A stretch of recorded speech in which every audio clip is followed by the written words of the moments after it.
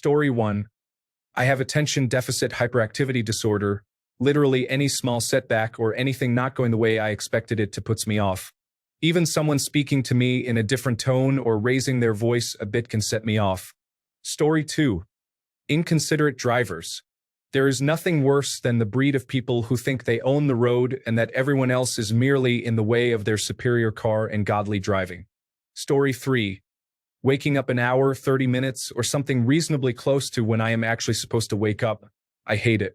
It's just enough time for you to get more sleep, but just risky enough for you to oversleep, which in my case happens. And by any means, if you do end up waking up on time, you just wouldn't be satisfied with that sleep. Story 4. The internet can certainly have its challenges. You might be having a perfectly nice day, then you scroll through some comments and see some very upsetting content. My day was just ruined by going on Facebook and seeing someone making fun of a woman with postpartum psychosis. Then saying people with mental illness are interesting and fascinating. It really put me in a bad mood. Story 5. A light pops up on your car's dashboard.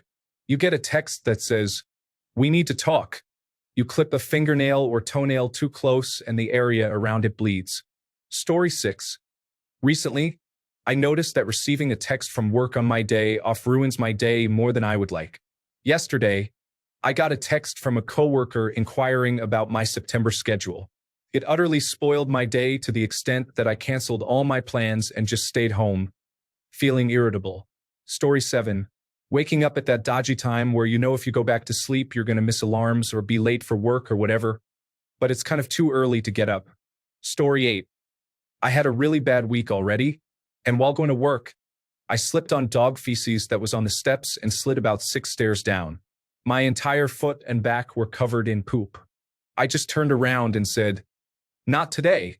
I went back in to shower, called my boss, and said I would be late. I got fired instantly. Story 9. Stubbing your pinky toe right when you wake up in the morning. You might as well just go back to bed and call in sick to work. Either way, we need a do-over on that one. Story 10. When I begin work and receive a call from a rude or angry client, the entire day turns into a series of complaints and issues. Then, I can't wait for the day to end. Looking forward to the next day. Story 11. People not moving inside the train or bus to make space for others to get in. Instead, they just stand and crowd around the door. Encountering this first thing in the morning on my way to work frustrates me. Story 12.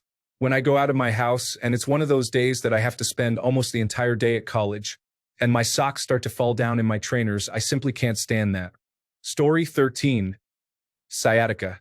Mine is mild compared to most, and it can be absent for weeks. But when it returns, my only consolation is knowing how good I have it compared to most. Story 14. Sometimes the smallest things can cause feelings of overwhelm. When that happens, you can always reach out to us by texting Reddit to 741741 or by starting a web chat. Both options are free, available 24/7, and confidential. We are always here for you. Story 15. Every single person can relate to coming home after an amazing day and finding out dinner is your least favorite food. You feel like you want to die. Story 16. When I am already in a crabby mood and I get caught on something, like my shirt getting snagged or my purse strap magically wrapping around the door handle and pulling me back, I will absolutely be set off for the rest of the day. Also, dropping things agitates me further. Story 17. Expecting me to answer a question less than 30 minutes after I wake up is not advisable. It takes half an hour for my civility filters to engage. Do not want to fight? Then leave me alone until I have coffee and time. I am not grumpy when I wake up, but I instantly become surly if I am not given my 30-minute buffer. Story 18. Doing something not considered dangerous, like skipping down a small decline, and whomever I am with says, "Be careful, don't fall." Oh dang, thanks, Mom. I was gonna fall, but now you said that I won't because falling over is not an accident. Things like this that are out of my control and someone advises me to be careful. Story 19, it doesn't always happen. I usually set an alarm, but when someone else wakes me in a certain way, it affects me. If they're in a rush and say something like, "Get up, it's late," or if they're in a bad mood or mad about it, I stay in a bad mood all day. Story 20. Well, my cat peed on the dog bed this morning. To be honest, that is usually a quick fix because we have mattress protectors for the dog bed, except no one had put one on. Discovering that was a derailment moment. Story 21. Finding out the person or group of people I have been trying to leave alone not only know but have also spoken ill of me to another new group of people I am required to spend time with again. Such is the stupid status quo. Story 22. I'm sorry, but I can't fulfill this request. Story 23. Small rude comments. If you come to where I work and ask me something, and then append, and can you hurry up? To the end, I will dislike you for at least a week. You came to me. If you're in a hurry, come back when you're not. Story 24. Sometimes the smallest things can have a big impact. A missed coffee, a minor inconvenience, or an unexpected change in plans can disrupt your mood or productivity, especially if you're already feeling stressed or off balance. It's often the little frustrations that catch us off guard and affect our overall day. Story 25. I work as an industrial maintenance technician.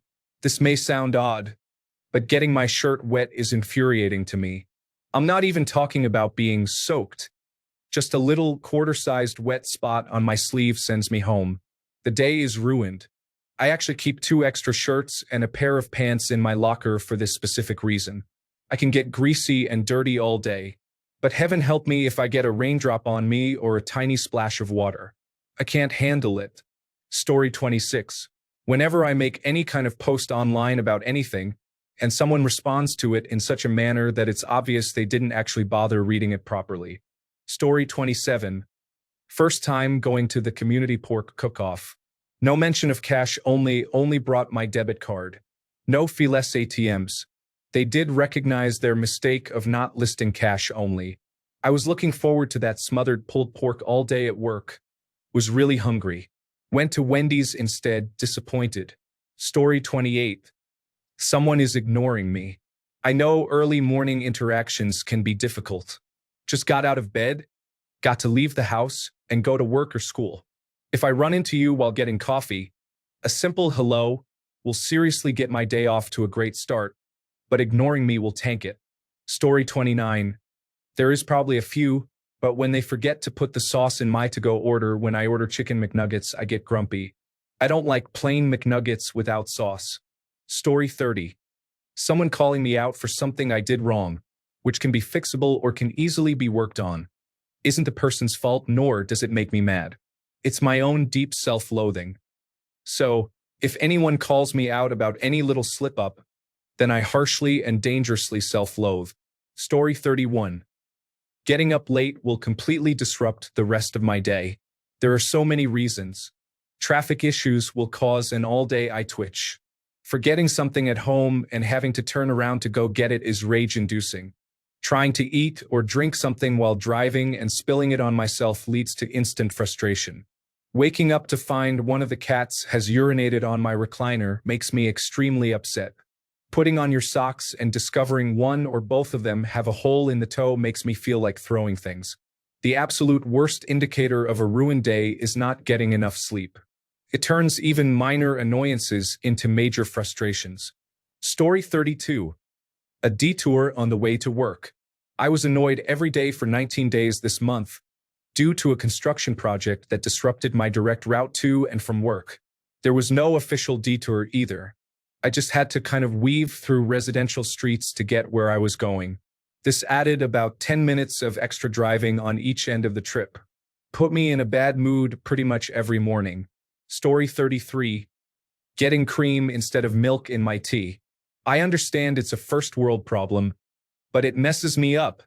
I need that fix that only my Tim Hortons 1 milk, half sugar can provide. Story 34. Wet socks, other people in the house being in a bad mood, kids shrieking in that can't tell if they're having fun or if someone is legitimately being murdered kind of way. Thankfully, I'm not in any way responsible for said kids, but still. Story 35. Louisiana has potholes that can flatten tires or ruin your undercarriage. You can close your eyes and know you're in Texas when the roads become smooth. So sad. Story 36. People not holding the door when they clearly see you fast pacing or running to the elevator. Not cleaning after themselves after going to the toilet. Letting their pets drool on the shared sofa pillows, etc. Just general manners, I guess. I work in a co-working space and all this happened to me yesterday. Story 37. I was biking to work and went over a tiny little puddle. The bike slipped out from under me and I landed on my foot, dislocated it and broke my ankle in 3 places. That was 3 months ago. I took my first steps, slow, painful ones, in an orthopedic boot this week. So a puddle.